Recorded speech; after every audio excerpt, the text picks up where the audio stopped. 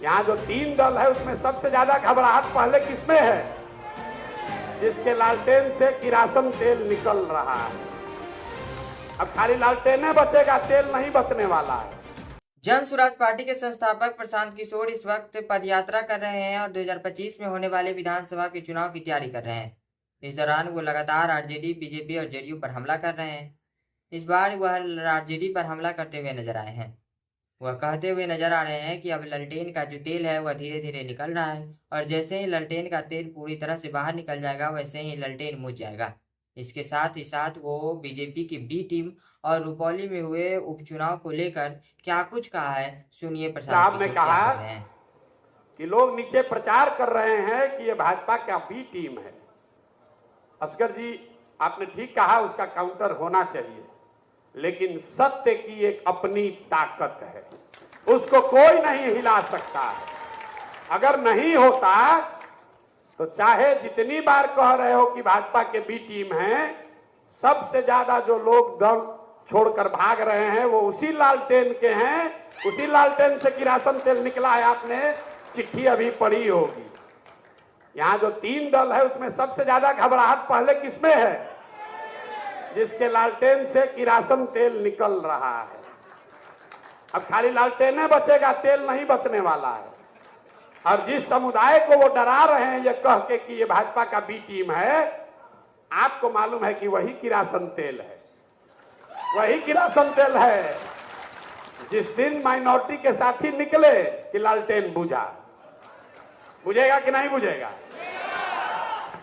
अरे हमारा आकलन नहीं है।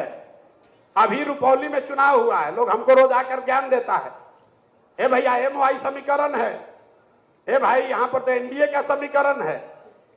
तो रुपौली में चुनाव हुआ, हमारा हम रोज कहते हैं कि जाति धर्म पर अकेले वोट नहीं पड़ता है, लेकिन आपके समझ के लिए बता रहे, रुपौली में करीब करीब 14-15 हजार यादव समाज के लोग रहते हैं और 45,000 मुसलमान हैं। और आरजेडी की कैंडिडेट बीमा भारती को 30,000 वोट आया है, तीसरे नंबर पर। कहा गया MY समीकरण? लोग कहता है भैया सब अति पिछड़ा तो यहां नीतीश कुमार के साथ है, भाजपा के साथ है। कहां गए कलाधर मंडल? उनको 40,000 वोट आया है। कहां गया थी? खाली गंगौता समाज के लोग वहां करीब करीब 80,000 लोग हैं।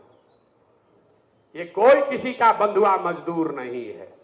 और ये आपकी जिम्मेवारी है कि आप जाकर उसको जगाइए कि भाई तुम किसी के बंधुआ मजदूर नहीं हो। जाति की प्रमुखता है, हम ये नहीं कह रहे हैं कि जाति की कोई भूमिका नहीं है, लेकिन सिर्फ जाति पर ही हर आदमी वोट देता है, इस बात को अपने दिमाग से हटाइए।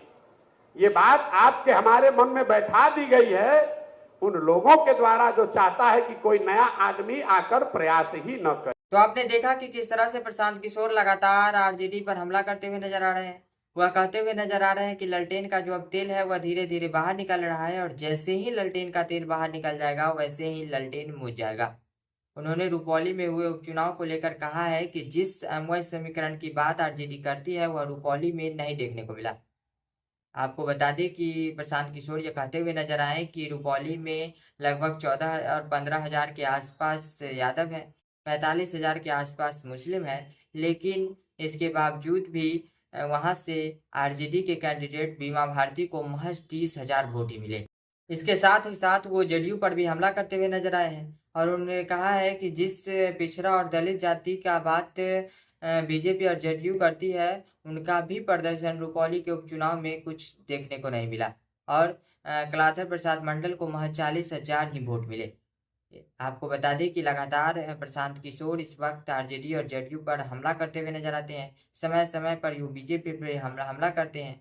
उन्होंने बीजेपी के बी टीम बताने पर भी आपने देखा कि किस तरह से उन्होंने अपनी बात रखी है। हालांकि अब देखना बेहद दिलचस्प होगा कि प्रशांत किशोर जो ये लगातार आरजेडी पर हमला करते हैं, ऐसे में आरजेडी की तरफ से क्या कोई जवाब आता है या नहीं, और 2025 के चुनाव में क्या प्रशांत किशोर जो यह प्रयास कर रहे हैं इसका कोई असर देखने को मिलेगा, यह भी देखना बेहद ही दिलचस्प होगा। हालांकि इसमें आपका क्या राय है? आप प्रशांत किशोर के बारे में क्या सोचते हैं? हमारे कमेंट में अपना राय जरूर दीजिएगा। तब तक के लिए इतना ही, मिलते हैं अगले किसी और नए वीडियो में। जय हिंद।